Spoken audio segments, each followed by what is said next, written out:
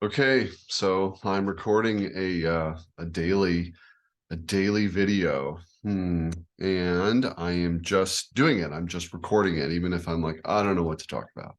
So I'm gonna see what rises.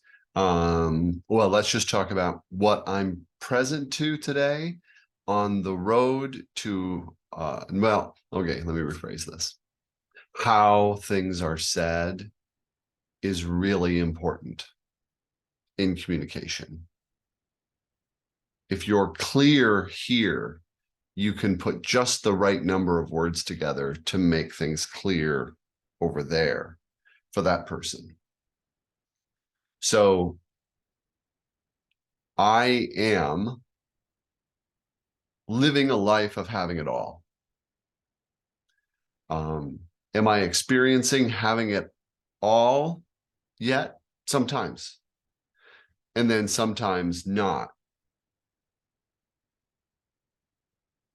And the reason that is like that it is sometimes I have it all and then sometimes I don't is all about like my point of view and my feeling in the moment. Like if I'm feeling too um like there's too many demands on me for my kids to like make dinner, just do all the stuff to keep life going at home when they're here.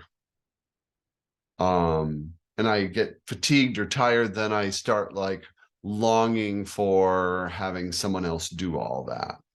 So I don't have to do that, or longing to hire services, or longing for more money to be able to have that now, right? And to create some ease in that place that feels uncomfortable. And in that moment, I still have it all because I am living a life of having it all. So I'm constantly attracting having whatever all is to me at any one particular moment. And so the trick is, and this is a trick, the trick is to live in having it all, which is accepting and embracing the all that you have and being super grateful for it. Like everything I have is just perfect. Nothing is missing.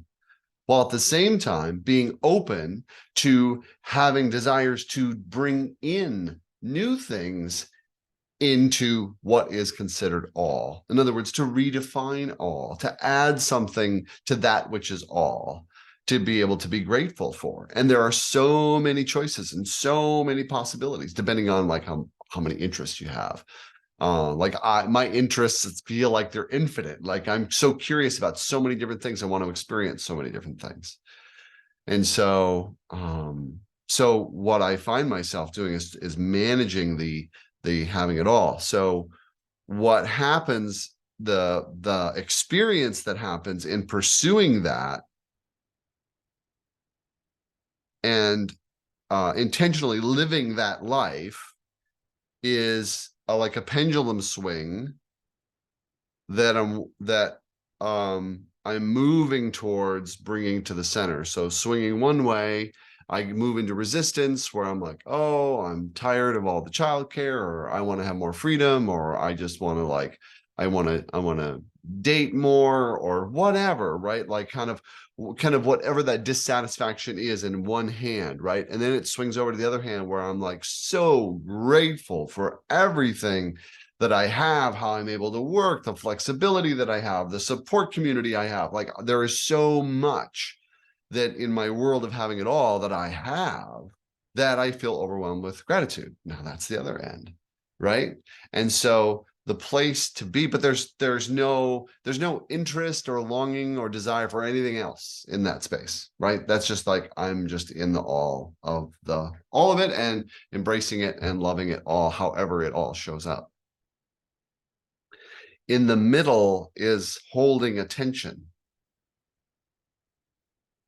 And you hold that tension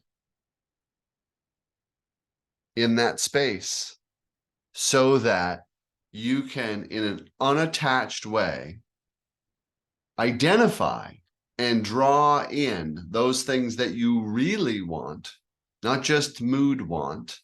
Like when my kids are like wild and they're arguing or fighting, or like it's just difficult to manage. And I'm like, oh, I want this. I want someone else to do this. Right. When I'm in that moment, I'm mood wanting. I'm like, I want this to be taken over by someone. Right. Because in my mood, that would eliminate that immediate pain, annoyance, feeling experience. So that's not what I'm talking about. It's about doing the work to uncover and identify what you really want. What you really want, which takes some thinking. I invite you, ask yourself the question, what do I really want? And see how easily you're able to answer that question.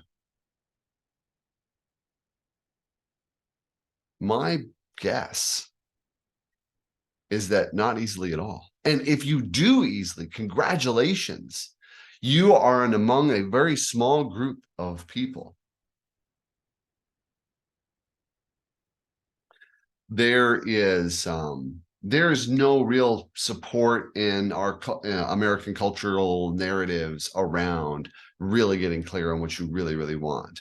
It's because our whole economy is predicated on consuming more and more and more, right? So all the marketing is geared to having us affected chemically, getting to our primal areas to have us be wanting all the time. That's the mood wanting that I talk about. Like ease the immediate pains as you move through.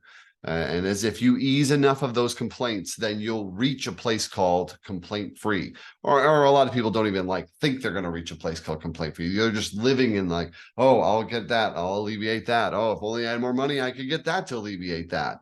And if that over there would really alleviate that.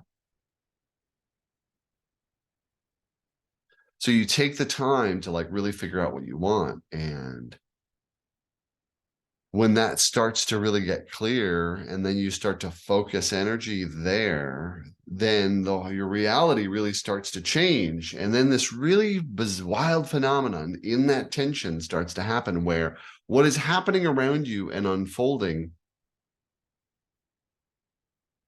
well, you're getting what you want. You're seeing what you want arrive and show up in surprising ways. To organize, your life starts organizing itself almost magically on its own to be the experience that you want, while at the same time you're finding whatever is unfolding, like what's happening now, the unknown part, is what you want when it arrives. Like you want it when it arrives. It's like, hello, I want you. And you embrace whatever's coming, and those two things start to come together and get blurry.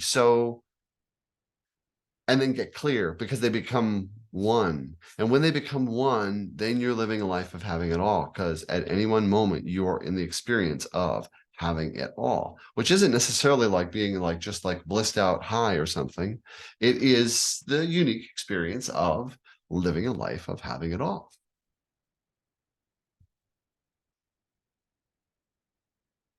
So those are my thoughts today.